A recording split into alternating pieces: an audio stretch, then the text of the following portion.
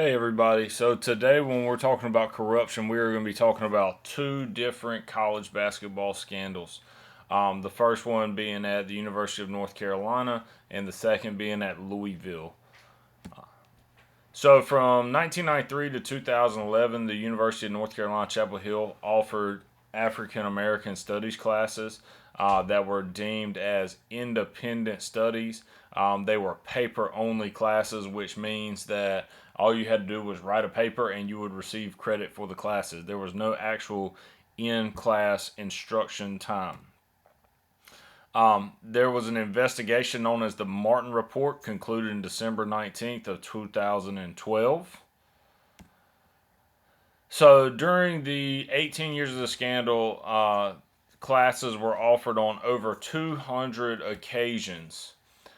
There were over 800 grade changes that were unauthorized, potentially unauthorized, or inconclusive whether or not it was authorized. Rashad McCants came public in 2014 to explain how the system worked. And essentially, what it is athletes would sign up for these classes because they knew that there was no actual class to hold them accountable to go to, and they would just write a paper at the end of the semester and turn it in. And oftentimes, the paper would be, less than a page long and not meet any requirements, but the players would still receive high marks in the classes. Here is a video. If you want, you can go to Google Classroom where I've posted it and you can watch this video. It details kind of the account of Rashad McCants and how this scandal really worked. In 2017, it was ruled that UNC would not be punished by the NCAA because the problem was not only an athletic problem, the problem was an academic problem. So actually, the University of North Carolina almost lost their accreditation because of this scandal, because it went so much farther than athletics. They weren't just cheating to keep athletes eligible, they were also putting regular students who were who were close to failing in these classes so that they could keep their GPA high enough to stay in school. So this was like a huge problem, but nothing was ever done.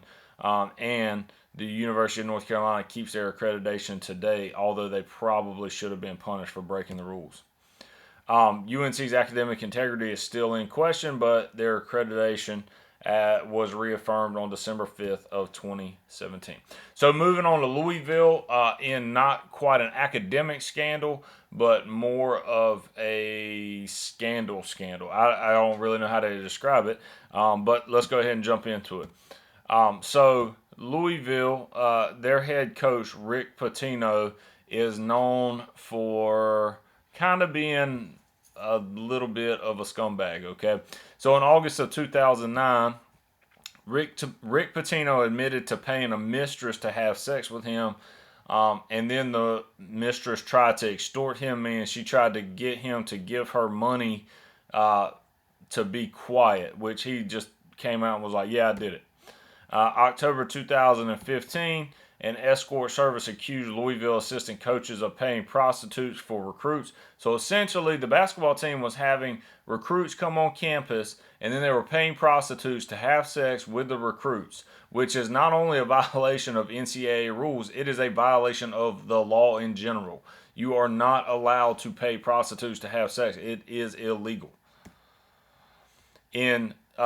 After this was found out, Louisville was forced to vacate its 2013 national title. So for 2013, there is no national champion right now officially, as they were forced to take the banner down, give the trophy back, and they are no longer the national champions for 2013.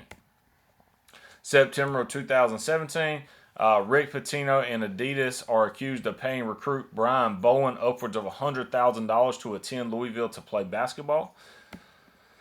And it was revealed that Adidas paid Pitino over $35 million to stay at Louisville. So essentially, what happened was Adidas was giving money to Louisville coaches to pay players to go to Adidas schools. Brian Bowen, who was the subject of this particular case, was a highly recruited high school player. His father received the $100,000, which was paid by Adidas.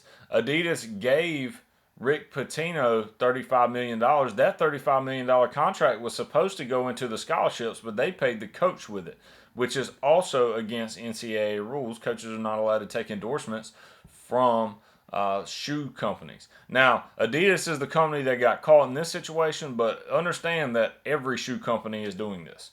Okay, but Rick Pitino was fired in 2017, and those are just the basketball infractions. Their football team had a lot of scandal as well, but we're not going to talk about those today. There is a picture of Brian Bowen. There is a picture of Rick Pitino. There's a video right here on Colin Cowherd's radio show. Again, you can go to the Google Classroom and you can watch through the presentation. All right, guys, that is all I have today. I really hope you have a good day, and I hope to see you soon.